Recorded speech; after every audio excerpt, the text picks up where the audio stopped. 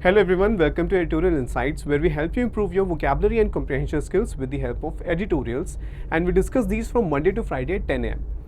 So आज जो हम डिस्कस करने वाले हैं एडिटोरियल, वो है गैंग कल्चर के ऊपर। किस तरह कुछ स्टेट्स में, स्पेशली पंजाब में जो है गैंग कल्चर काफ़ी बढ़ता जा रहा है, जो क्रिमिनल्स हैं वो काफ़ी ज़्यादा बोल्ड होते जा रहे हैं, तो उसके ऊपर एडिटोरियल है। और आप जैसे कि आप जानते हैं, आपको क्विकली इसको रीड करना है without the help of any dictionary, और फिर हम इसको डिस्कस करेंगे। कई बार क्वेश्चंस भी आते हैं कि हम शुरू में वो कैब डिस्कस क्यों नहीं करते। उसका एक रीज़न है कि अगर आप पहले पैसेज खुद एक बार रीड कर रहे हैं तो एक तरह से आपके लिए एक मिनी टेस्ट है कि आप कितना समझ पा रहे हैं उसको। अगर शुरुआत में वो कैब मैं आपको दे दूंगा, वर्ड मीनिंग्स दे दूंगा, तो आप डेफिनेटली उस पैसेज को समझ पाएंगे, लेकिन वो लॉन्ग टर्म में आपको याद इतना नहीं रहेगा। लेकिन अगर आप पहले खुद रीड करते हैं without the help of any meanings, तो ये आपको लॉन्ग टर्म में याद रहेगा, क्योंकि आपका जो माइंड है वो वर्क करेगा उसका मीनिंग गेस करने में, और फिर आपको ये भी पता चलेगा कि आप वो करेक्ट मीनिंग समझ रहे थे उस वर्ड का या फिर नहीं। कॉन्टेक्स्ट में आप उस वर्ड को प्लेस करना ज़्यादा बेटर प्लेस कर पाएंगे। ठीक है, तो इसीलिए हम वोकैबुलरी डिस्कस करते हैं जब मैं एडिटोरियल रीड कर रहा होता हूँ, और एंड में फिर आपको लिस्ट मिल जाती है आपके रेफरेंस के लिए। तो फिर स्टार्ट करते हैं। आप इसको एक बार क्विकली रीड कर लो, then we will discuss it. Next.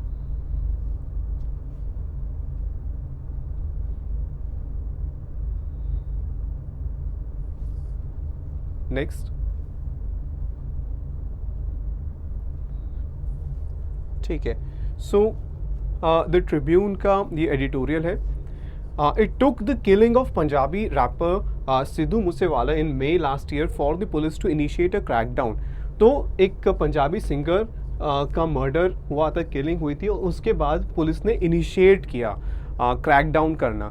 जब भी कोई अथॉरिटी जैसे कि गवर्नमेंट डिपार्टमेंट या फिर पुलिस, ठीक है, वो कोई स्ट्रिक्ट एक्शन लेते हैं किसी के अगेंस्ट, तो उसके लिए हम वर्ड यूज़ करते हैं क्रैकडाउन। और किस चीज़ पे क्रैकडाउन हो रहा था? On hardened criminals. हार्डन्ड यानी कि वो काफ़ी ज़्यादा एक्सपीरियंस्ड हो चुके हैं, बहुत लंबे टाइम से कर रहे हैं, वो क्राइम्स में इन्वॉल्व हैं, और उन क्रिमिनल्स के अगेंस्ट। ठीक है, तो hardened criminals who have organised themselves into trigger happy gangs. और इन क्रिमिनल्स ने क्या किया है? इन्होंने अपने आप को ऑर्गेनाइज कर लिया है, यानी कि ग्रुप्स फॉर्म कर लिए, गैंग्स फॉर्म कर लिए हैं। जो कैसे गैंग्स है? ट्रिगर हैप्पी, यानी कि they don't hesitate to use weapons. वो जो है शूट करने से जो है हिचकिचाते नहीं। तो trigger happy gangs. Every now and then statements in interviews apparently from inside a jail in one case surface of notorious criminals giving their version of their gruesome deeds. अक्सर क्या होता है? एवरी नाउ एंड देन, ठीक है, अक्सर क्या होता है कि किसी न किसी गैंगस्टर के इंटरव्यूज़ या फिर स्टेटमेंट्स आते हैं, और एक केस में तो जेल से एक क्रिमिनल का स्टेटमेंट आया था, जिसमें क्या होता है, वो जो क्रिमिनल्स हैं, सरफेस का मतलब है सामने आना कोई चीज़, तो ये स्टेटमेंट्स ऐसे सामने आते हैं नोटोरियस क्रिमिनल्स के, यानी ऐसे क्रिमिनल्स जो बहुत ज़्यादा बदनाम हैं। नोटोरियस होता है आप किसी बुरी चीज़ के लिए, इमोरल चीज़ के लिए अगर फेमस होते हो तो यहाँ पे ऐसे क्रिमिनल्स के स्टेटमेंट आते हैं जिसमें वो अपना वर्जन, अपनी तरफ से अपने साइड बता रहे होते हैं अपने डीड्स की, जो भी उन्होंने एक्शंस किए हैं, जो भी उन्होंने क्राइम्स कमिट किए हैं। ग्रूसम का मतलब होता है बहुत ज़्यादा शॉकिंग या हॉरिफाइंग, बहुत भयानक जो उन्होंने डीड्स किए हैं, क्राइम्स किए हैं, उनके वो एक्सप्लेनेशन दे रहे होते हैं, अपना वर्जन बता रहे होते हैं लोगों को। And even talking of their next targets, और कुछ केसेस में तो अपने अगले टारगेट्स के बारे में भी बात कर रहे होते हैं वो criminals. Media reports have a significant impact on public perception about crime and criminals. और मीडिया रिपोर्ट्स का बहुत ज़्यादा असर पड़ता है पब्लिक परसेप्शन पे। परसेप्शन होता है आप किसी चीज़ को कैसे देखते हो, तो लोग कैसे क्रिमिनल्स को और क्राइम को देखते हैं, समझते हैं, उनका जो ओपिनियन फॉर्म होता है उसमें एक बहुत बड़ा रोल होता है मीडिया का। तो the advice to exercise restraint and desist from glamorizing criminal elements is often ignored। और जो ये सलाह दी जाती है कि मीडिया को रिस्ट्रेंट एक्सरसाइज करना चाहिए। यहाँ पर एक्सरसाइज करना दौड़ना या फिर वेट्स उठाना नहीं। एक्सरसाइज रिस्ट्रेंट का मतलब कि किसी एक्शन को परफॉर्म करना। तो यहाँ पर रिस्ट्रेंट को परफॉर्म किया जा रहा है, यानी दे शुड एक्सरसाइज रिस्ट्रेंट, उन्हें कंट्रोल करना चाहिए अपने आप को। रिस्ट्रेंट का मतलब कंट्रोल, तो उन्हें अपने आप को कंट्रोल करना चाहिए। And desist from, when you desist from something you avoid doing something, you stop doing something. तो मीडिया को ये एडवाइस दी जाती है कि उन्हें क्रिमिनल्स को ग्लैमराइज नहीं करना चाहिए। ग्लैमराइज करना यानी कि किसी चीज़ को कुछ एक डिफरेंट वे में प्रेजेंट करना जिससे वो अट्रैक्टिव लगे, जिससे वो अच्छी लगे। तो कुछ केसेस में होता है मीडिया गैंगस्टर्स को इस तरीके से प्रेजेंट करती है कि लोगों को वो अट्रैक्टिव लगने लगता है। तो इस चीज़ को अवॉइड करना चाहिए, इस चीज़ को रोकना चाहिए, ये एडवाइस दी जाती है। तो इस एडवाइस को अक्सर कई बार मीडिया इग्नोर कर देता है। But how does one make sense of the persistence of the gang culture in a state like Punjab where militancy was wiped out? अब अगर हम देखें, ये तो जनरल बात हो रही है मिलिटेंसी की, लेकिन अगर एक स्पेसिफिक स्टेट का हम एग्जांपल लें जहाँ पर मिलिटेंसी होता है, जैसे किसी कोई आप कोई टारगेट किया, कहें कि कुछ गोल अचीव करना चाहते हैं, उसके लिए आप वायलेंस पे उतर आते हैं, ठीक है, एग्रेशन पे उतर आते हैं, तो उसे मिलिटेंसी कहा जाता है। और पंजाब में मिलिटेंसी जब ख़त्म कर दी गई थी, वाइप्ड आउट, कम्प्लीटली एलिमिनेट कर दी गई थी, तो वहाँ पर गैंग कल्चर कैसे परसिस्ट कर रहा है? परसिस्ट करना यानी एग्जिस्ट करना, कंटिन्यू करना। तो कैसे वहाँ पर गैंग कल्चर अभी भी परसिस्ट कर रहा है जबकि वहाँ पर मिलिटेंसी को कम्प्लीटली पूरी तरीके से ख़त्म कर दिया गया था। तो इसके बारे में बात हो रही है। Organised crime thrives on creating images of power. अब उसी के ऊपर डिस्कशन है कि कैसे वहाँ पर अभी भी गैंग कल्चर कंटिन्यू हो रहा है। तो जो ऑर्गेनाइज्ड क्राइम है, यानी जहाँ पे क्रिमिनल्स अपने आप को एक ऑर्गेनाइजेशन फॉर्म कर लेते हैं क्राइम करने के लिए, ठीक है। एक होता है कि जो अनऑर्गेनाइज्ड क्राइम, जिसमें हर जो क्रिमिनल है वो क्राइम कमिट करता है सिर्फ अपने लिए। लेकिन अगर क्रिमिनल्स मिलके एक ऑर्गेनाइजेशन बना लें जिसमें वो प्रॉपर एक सिस्टम बना लें क्राइम करने के लिए, क्राइम कमिट करने के लिए, नॉट परफॉर्म, क्राइम कमिट करने के लिए, तो उसको ऑर्गेनाइज्ड क्राइम कहते हैं। तो organised crime thrives on creating images of power. Thrive यानी कि तेज़ी से डेवलप होना, ग्रो करना। तो ऑर्गेनाइज्ड क्राइम कब बढ़ता है? जब images of power, money and ruthlessness, इन चीज़ों से ऑर्गेनाइज्ड क्राइम बढ़ता है कि पावर की जो इमेजेस होती हैं, ठीक है, वो बनाई जाती हैं, मनी की बात होती है, और रूथलेसनेस यानी क्रूअल्टी, क्रूरता। तो इन सब चीज़ों की इमेज जब पॉपुलर होती हैं लोगों में तो ऑर्गेनाइज्ड क्राइम बढ़ता है। In line with movies that end up romanticizing the anti-hero, the gangster is eager to cultivate a persona of a self-made individual living life on his own terms. अब क्या होता है कि मूवीज़ भी, अब media की बात हो रही है तो ये नहीं है कि सिर्फ न्यूज़ चैनल्स या न्यूज़पेपर्स की बात हो रही है। हम अगर मूवीज़ की बात करें तो उसमें कई बार जो क्रिमिनल्स हैं, जो एंटी हीरो कौन होता है? जो मेन कैरेक्टर होता है और जो राइटफुल या कहें कि मॉरली एक्ट करता है, ठीक है, राइचियस वे में एक्ट करता है। लेकिन एंटी हीरो क्या होता है? ऐसा लीडिंग कैरेक्टर जो कि जिसमें कुछ फॉल्ट्स होते हैं, ओके, और उसको, जैसे कि कोई क्रिमिनल है, ठीक है, और वो एक लीडिंग एक्टर है, लीडिंग कैरेक्टर है उस मूवी के अंदर, ठीक है, और लोग उसके साथ सिंपैथाइज करने लगे। तो कई बार ऐसा पोर्ट्रे किया जाता है, ऐसा शो किया जाता है मूवीज़ में। तो रोमांटिसाइजिंग का मतलब है कि वो एंटी हीरो के साथ आप सिंपैथाइज करने लग जाओ, आप उससे रिलेट करने लग जाओ। सो द गैंगस्टर, अब उसी से इंस्पायर होकर क्या हो रहा है? गैंगस्टर्स क्या कर रहे हैं? The gangster is eager to cultivate a persona. जो गैंगस्टर्स हैं वो अब एक्साइटेड है, ईगर है, इंटरेस्टेड है। ईगर, इंटरेस्टेड, तो वो किस चीज़ में इंटरेस्टेड है? अपना एक पर्सोना कल्टीवेट करने में। कल्टीवेट करना यानी कि क्रिएट करना, और पर्सोना होता है कि पब्लिक इमेज। तो अपनी एक ऐसी पब्लिक इमेज बनाना चाहते हैं कि वो लगे, कि लोगों को लगे कि वो गैंगस्टर वो एक सेल्फ मेड इंडिविजुअल है, खुद उसने अपने आप को अपने पैरों पे खुद खड़ा हुआ है, and living life on his own terms, और अपने ही शर्तों पे, अपनी टर्म्स पे वो अपनी लाइफ जी रहा है, ताकि लोग उससे इंस्पायर हों और लोग जो है रिलेट करें। तो ऐसी इमेज बनाना चाहते हैं gangsters. For the youth especially the pull can be enticing, और ये खासकर जो यंग लोग हैं उनके लिए ये काफ़ी अट्रैक्टिव लग सकता है। Enticing is something which is very attractive. हम इस तरह के एल्योरिंग भी यूज़ कर सकते हैं, ठीक है। तो सिर्फ ये नहीं कि एंटाइसिंग अट्रैक्टिव नहीं, हम अल्योरिंग भी यूज़, तो ये जो कुछ कॉमन सिनोनिम्स है ये हम साथ साथ रिवाइज भी करते रहेंगे ताकि आपको याद रहे। जो टेकिंग ऑन, किसी चीज़ को आप टेक ऑन करते हो, फ्रेजल वर्ब, तो आप किसी को का सामना करते हो या किसी से लड़ते हो। तो taking on the perpetrators of dreadful crimes, यानी कि जो लोग ऐसे ड्रेडफुल यानी भयानक शॉकिंग क्राइम्स करते हैं उनके अगेंस्ट लड़ने की बात हो रही है। तो परपेट्रेटर कौन होता है? जो क्रिमिनल होता है, जिसने कोई क्राइम किया है। और ड्रेडफुल, अभी हमने एक वर्ड देखा था, ठीक है, ड्रेडफुल, तो उससे उससे ये काफ़ी ये ग्रूसम डीड्स, ड्रेडफुल डीड्स दोनों ही बहुत ज़्यादा शॉकिंग, बहुत ज़्यादा भयानक कोई क्राइम करता है तो उसके लिए हम यूज़ करते हैं। And exposing them for who they really are is a relentless battle. अब क्रिमिनल्स से लड़ना और एक्सपोज करना, यानी कि उनकी जो असलियत है वो सबके सामने लाना कि वो कौन है, ये एक रिलेंटलेस बैटल है। ये लड़ाई कभी ख़त्म नहीं होती, रिलेंटलेस जो हमेशा चलता रहता है। तो रिलेंटलेस एफर्ट्स, ऐसे एफर्ट्स जो आप कभी रोकते नहीं, आप लगातार एफर्ट्स करते रहते हैं, तो ऐसा बैटल है। Despite being known for having its ears on to the ground, तो इस ईडियम का क्या मतलब होता है? Having one's ear on the ground और या टू द ग्राउंड, यानी जिसको करंट सिचुएशन के बारे में अच्छी नॉलेज है, अपने सराउंडिंग्स की अच्छी जानकारी है, तो हम कहते हैं he has an ear on the ground.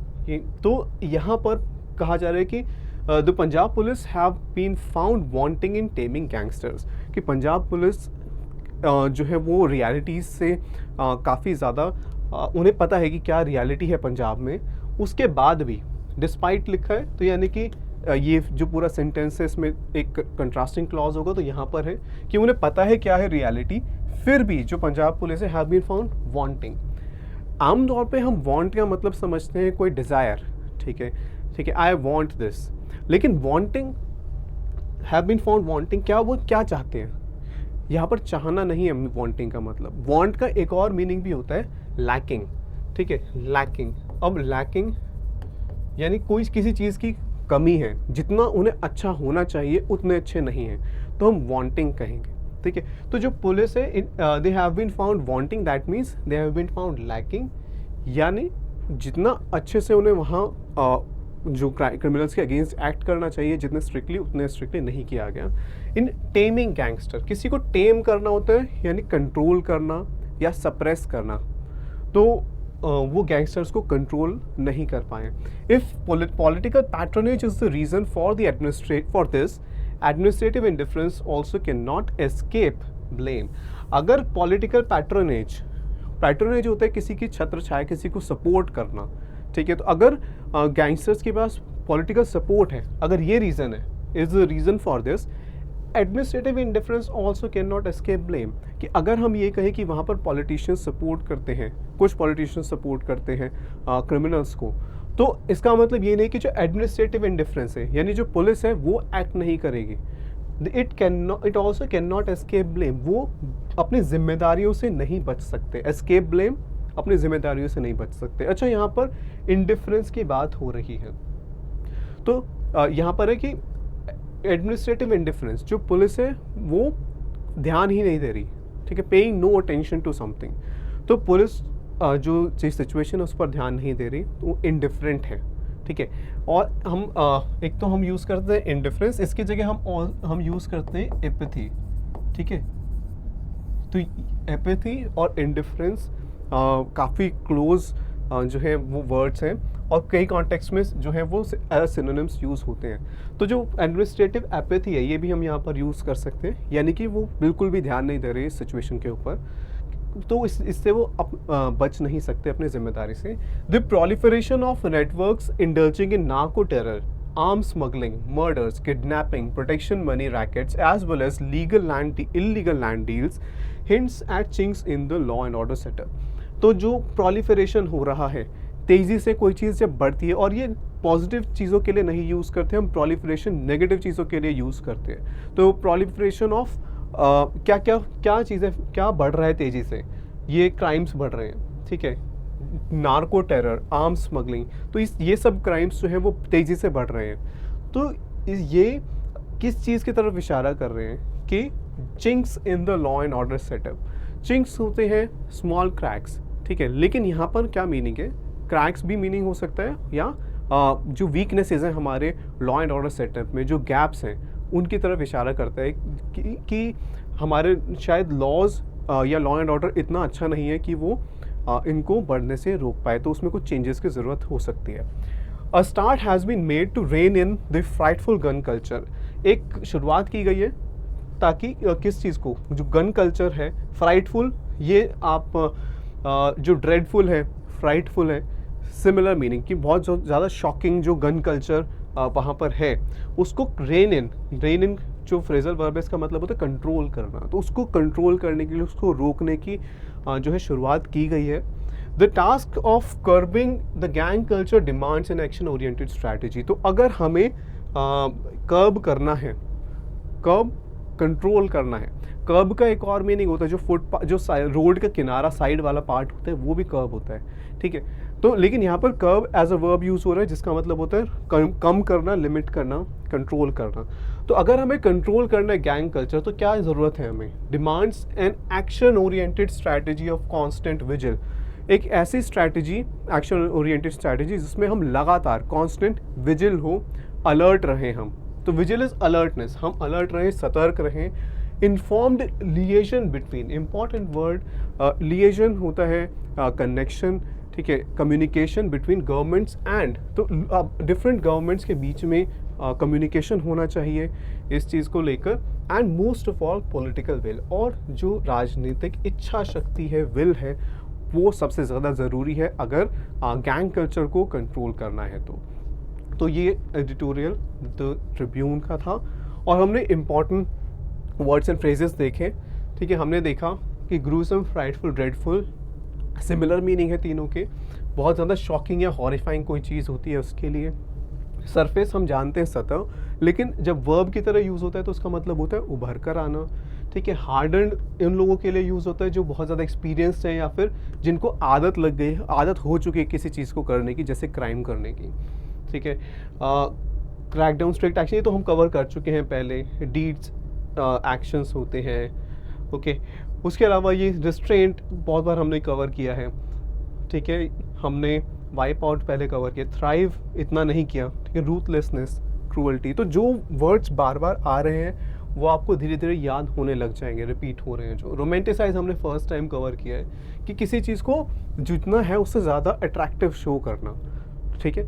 तो पर्सोना, ठीक है, ये नया वर्ड हमने कवर किया। टेक ऑन हम पहले कवर कर चुके हैं, परपेट्रेटर हमने फर्स्ट टाइम कवर किया, ठीक है। तो काफ़ी इंपॉर्टेंट वर्ड्स हैं इस एडिटोरियल में जो हमने कवर किए हैं। उसके अलावा ईडियम हमने कवर किया, to have one's ear on the ground, ठीक है, टेम, कंट्रोल करना। तो आपको एक बार क्विकली गो थ्रू करना है जो वर्ड्स एंड फ्रेजेस हैं उनसे, और यही प्रैक्टिस करते जानी है, ठीक है। डेली रीड करना है और जितना ज़्यादा आप रीड करोगे उतना ज़्यादा अच्छे से आपको याद रहेगा।